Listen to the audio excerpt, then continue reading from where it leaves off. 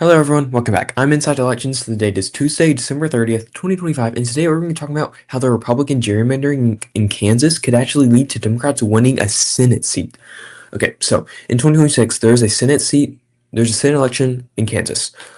Right now, everybody thinks that it's a safe red seat, Democrats have no shot, blah, blah, blah, no chance. However, Kansas Republicans are attempting, albeit failing, but attempting to gerrymander Kansas because currently Kansas has a 3-1 map, which is honestly a relatively fair map. Democrats get about 40% of Kansas's vote, so they have some representation like other red states.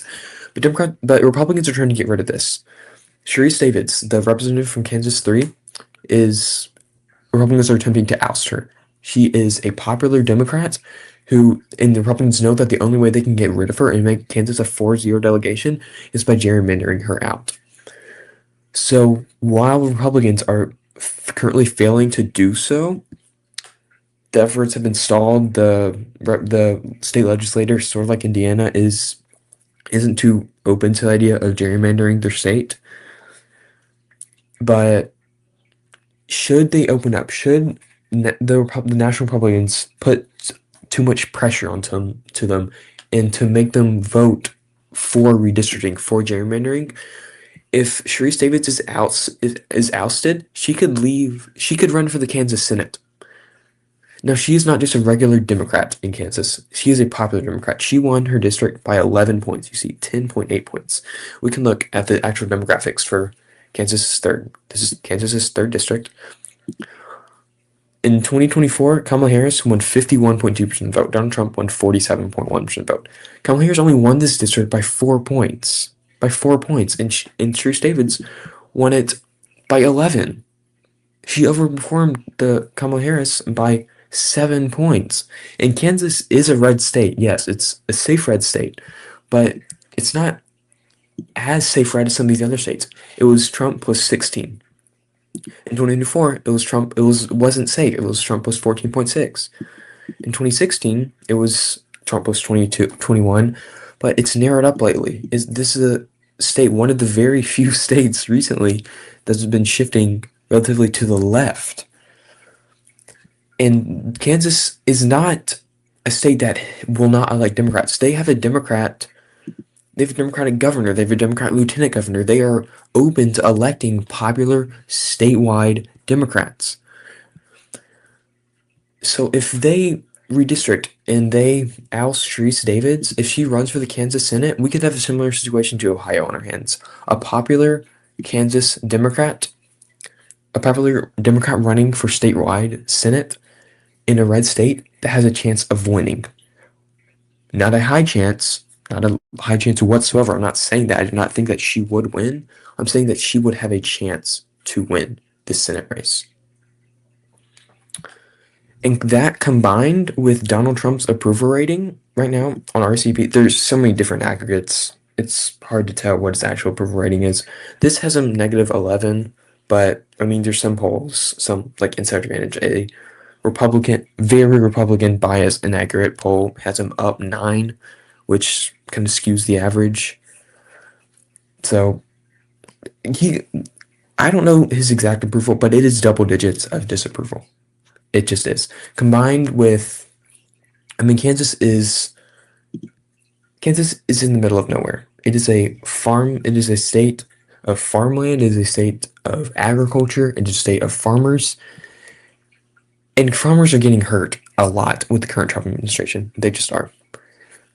So he might be even more unpopular in Kansas than in some of the other states that he's very, very unpopular with.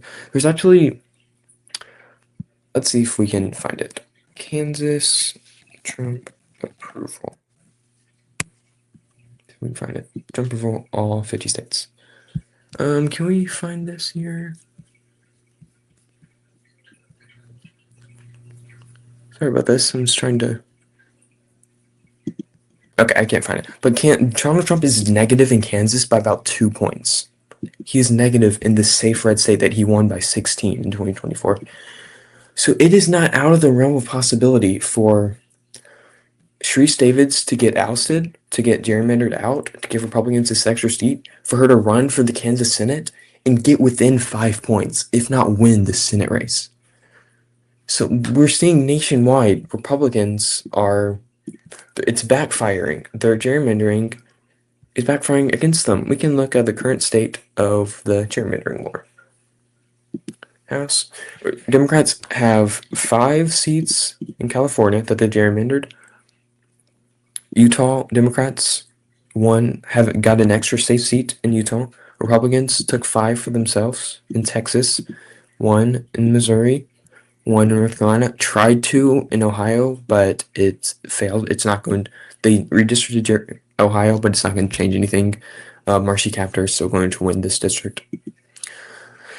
So right now the current map is 6-7, but Republicans are trying to gerrymander in some of these other states. In Kansas, like I said, they're trying to oust Sherrie Davids, but currently they're failing, just like they're failing in Indiana. They've been trying to oust Democrats in these 2 seats, but the state legislature is against gerrymandering because they want to win 2026, but do not want to win by cheating, which is the only way Republicans have to win right now. So should they keep pushing? Should they keep pushing these Republicans in Indiana, and these Republicans in Kansas who are against redistricting to go vote for redistricting, otherwise face primaries or lose the endorsements of key Republican figures in their party? If they redistrict Kansas, Sherrie Davids could run for Kansas Senate, and she could win the Kansas Senate race. She could. Is it a high chance? Not at all, but she could win. Okay, I've been starting to talk in circles. I don't know what else to say. I just want to bring this information to you. What are your thoughts? Do you think that Sherrie Davids could win if she's ousted and runs for Senate? I don't think she could win, but she could make it a very close race, and that should scare Republicans so much that if the only way they can win the House is by gerrymandering, and if by gerrymandering means they could lose the Senate, they know that they're unpopular. And that could result in an absolutely astounding blue tsunami in 2026. Okay, once again, like I said, that's enough of my app. If you enjoyed this video, I encourage you to like it, subscribe, share it, check out my other videos. I make videos often. I try to do them daily. And yeah, have a great day.